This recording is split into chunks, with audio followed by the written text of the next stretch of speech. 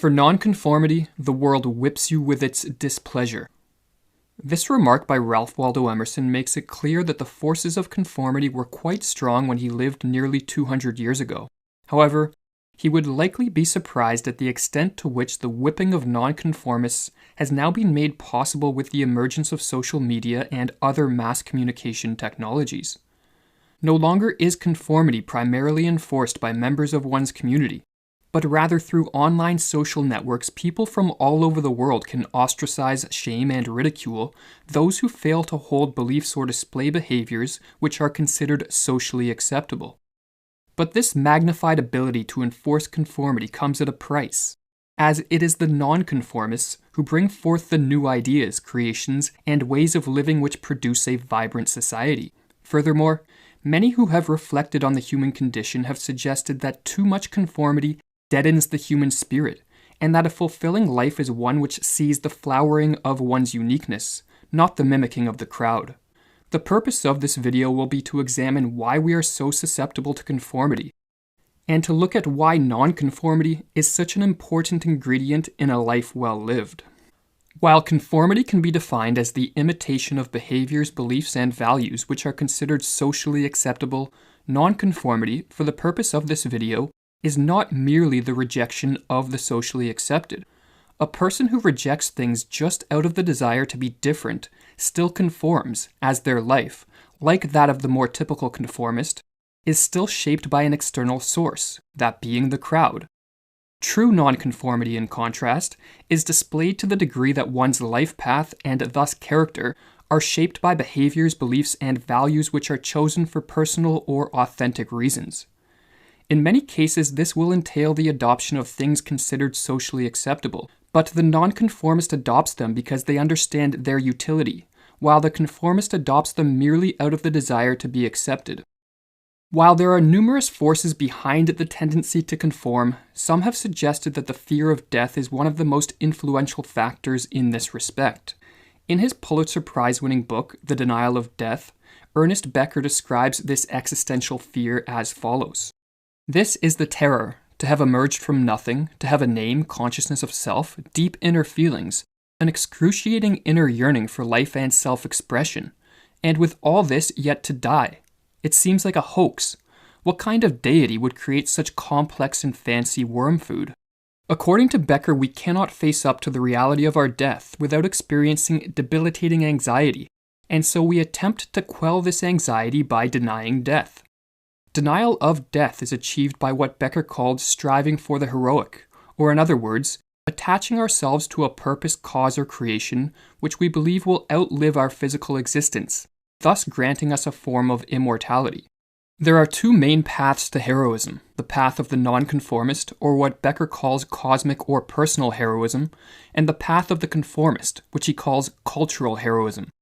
The path of the nonconformist consists of cultivating one's unique potential and using one's talents and skills in the creation of something novel and meaningful. What is one's true talent, his secret gift, his authentic vocation, writes Becker?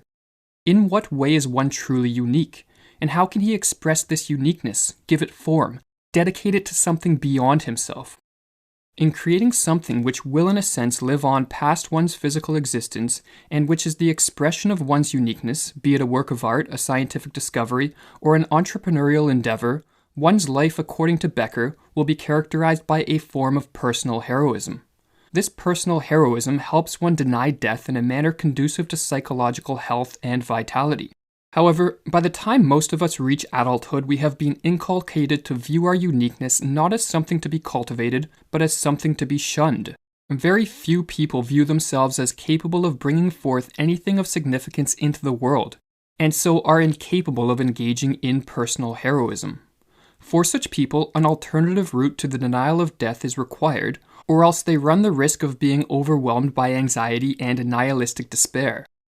This alternative is found through conformity and the adoption of predetermined social roles, or what Becker calls cultural heroism. While this path limits the expression of one's uniqueness and leads to a life dominated by repetition and routine, it provides people with security and comfort, and makes them feel as if they are participating in something significant, or as Becker explains, Like many prisoners, they are comfortable in their limited and protected routines, and the idea of a parole into the wild world of chance, accident, and choice terrifies them. In the prison of one's character, one can pretend and feel that he is somebody, that the world is manageable, that there is a reason for one's life, a ready justification for one's action. To live automatically and uncritically is to be assured of at least a minimum share of the programmed cultural heroics. Becker makes the interesting claim that cultural heroism is effective due to the religious function that modern secular societies play in the conformist's life. In other words, just as Christianity in the Middle Ages provided those in the West with a meaning to their existence and a set of values by which to shape their lives, in our more secular world, one society now plays such a role. As Becker explains, society itself is a codified hero system, which means that society everywhere is a living myth of the significance of human life, a defiant creation of meaning. Every society thus is a religion, whether it thinks so or not. Soviet religion and Maoist religion are as truly religious as are scientific and consumer religion, no matter how much they may try to disguise themselves by omitting religious and spiritual ideas from their lives. Just like any religion, the religion of one's society becomes easier to believe in the greater number of people who worship it.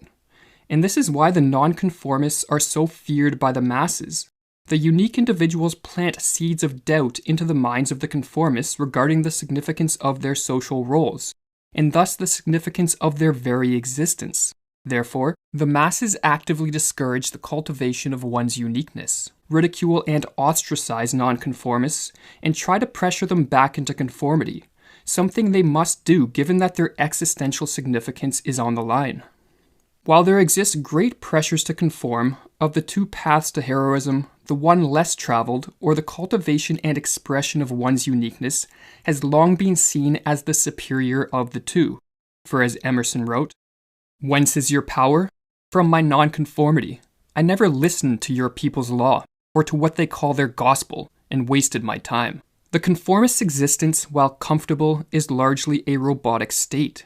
Such people are always looking to others in order to determine how to behave and what to believe. Thus, in effect, conformity amounts to living one's life for others, not for oneself. And as Virginia Woolf recognized, once conform, once do what other people do because they do it, and a lethargy steals over all the finer nerves and faculties of the soul. One becomes all outer show and inward emptiness, dull, callous, and indifferent. This stultifying effect of conformity led Kierkegaard to stress the importance of striving to follow a life path which is personally chosen, as a conformist's existence can barely be called living at all. In his work Concluding Unscientific Postscript to Philosophical Fragments, he suggests that cultivating one's uniqueness is like riding a wild stallion, while conforming is like falling asleep on a moving hay wagon. But like Becker, Kierkegaard realized that few people are capable of cultivating their uniqueness, for as he wrote, "Surrounded by hordes of people, busy with all sorts of secular matters, more and more shrewd about the ways of the world, such a person forgets himself, forgets his name divinely understood, does not dare to believe in himself, finds it too risky to be himself, far easier and safer to be like the others, to become a copy, a number, a part of the crowd." But while most people conform almost without reflecting on why they do so, others have a nagging feeling that there is more to life than the social role they have adopted. They sense that in the short time they have between two eternal darknesses, they should strive to cultivate their uniqueness and to see what they are personally capable of. But even with this awareness, why are so few people capable of breaking the powerful chains of conformity? In other words, while Becker may be correct that our fear of death impels us to strive for the heroic, why is it that so many people choose the path of conformity instead of the far superior path of the nonconformist to achieve the denial of death? While numerous thinkers have attempted to pinpoint what makes it so difficult to be a nonconformist, Nietzsche, in his book Untimely Meditations, suggested that the rarity of the nonconformist can be explained by a specific character flaw, which afflicts the vast majority of us. A traveler who had seen many countries, peoples, and several of the Earth's continents was asked what attribute he had found in men everywhere. He said, "They have a propensity for laziness." To others, it seems that he should have said, They are all fearful. They hide themselves behind customs and opinions. In his heart, every man knows quite well that, being unique, he will be in the world only once, and that there will be no second chance for his oneness to coalesce from the strangely variegated assortment that he is.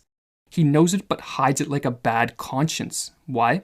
From fear of his neighbor, who demands conformity and cloaks himself with it.